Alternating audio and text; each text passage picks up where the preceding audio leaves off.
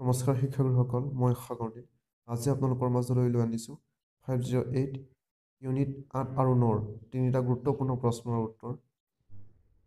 প্ৰথম প্ৰশ্নটো হৈছে ভূমিকম্পৰ সময়ত ল'বলগীয়া সাৱধানতাসমূহৰ বিষয়ে আলোচনা কৰক।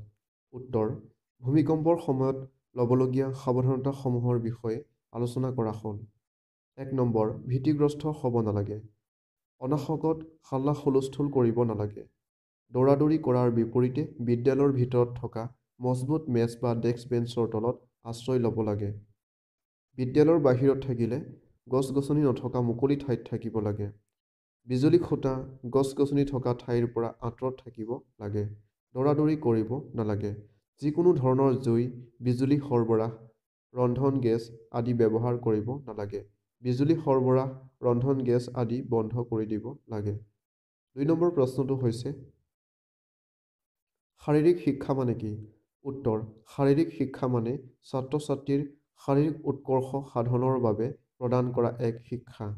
শাৰীৰিক শিক্ষাই শৰীৰৰ সম্বন্ধীয় বিভিন্ন দিশৰ বিষয়সমূহৰ লগত সংযোগ স্থাপন কৰি ছাত্ৰ-ছাত্ৰীৰ শাৰীৰিক উন্নতিত বিশেষ মনোযোগ দিয়ে।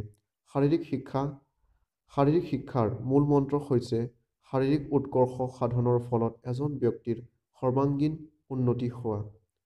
শাৰীৰিক শিক্ষাই এজন ব্যক্তিত্বৰ সম্পূৰ্ণ উন্নতিত অৰিহণা যোগায়। শাৰীৰিক শিক্ষাৰ পাঠ্যক্ৰম বিভিন্ন সময়ৰ হ'ব পাৰে। শাৰীৰিক শিক্ষা এক মূল বিষয় হিচাপে 3 বছৰীয়া পাঠ্যক্ৰমৰ প্ৰয়োজন। বিশ্ব স্বাস্থ্য সংস্থাই শাৰীৰিক শিক্ষাৰ জৰিয়তে দীৰ্ঘম্যাদী স্বাস্থ্যসন্মত এক জাতি গঢ়াত মনোনিৱেশ কৰিছে। 3 নম্বৰ প্ৰশ্নটো হৈছে শাৰীৰিক শিক্ষাৰ মূল ফলাফলসমূহৰ বিষয়ে আলোচনা কৰক। উত্তৰ: শাৰীৰিক শিক্ষাৰ মূল ফলাফলসমূহ হ'ল শাৰীৰিক দক্ষতা। শাৰীৰিক শিক্ষাই এজন ব্যক্তিৰ শাৰীৰিক দক্ষতা বৃদ্ধি আৰু অটুট ৰখাত সহায় কৰে। নিয়মিত শৰীৰৰ চৰ্চাৰ ফলত কাম কৰিবলৈ শক্তি আৰু ক্ষমতা অটুট থাকে। সামাজিকভাৱে সক্ষম। শাৰীৰিক দক্ষতা আৰু সামৰ্থ্যৰ বলত এজন ব্যক্তিয়ে সমাজৰ লগত ভাল যোগাযোগ, সমন্বয়, সংহতি, সম্প্ৰীতি বজাই ৰাখিব পাৰে। আৱেগিক ভাৰসাম্য। শাৰীৰিক শিক্ষাই ব্যক্তি এজনৰ আৱেগিক ভাৰসাম্য বজাই ৰখাত সহায় কৰে।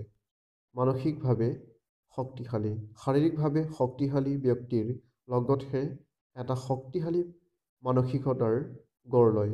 সেয়ে এজন ব্যক্তিৰ মানসিক শক্তিৰ বৃদ্ধিত শাৰীৰিক শিক্ষাই বিশেষভাৱে সহায় কৰে। 9 নম্বৰ, আধ্যাত্মিকভাৱে উজ্জ্বল। শাৰীৰিকভাৱে সবল হৈ থাকিলে আধ্যাত্মিকভাৱে উজ্জ্বল হোৱাটো সম্ভৱ। আধ্যাত্মিক হ'ল আত্মা সম্বন্ধীয় বিষয় আৰু আত্মা হ'ল পৰম আত্মা বা ঈশ্বৰৰ এক অংশ।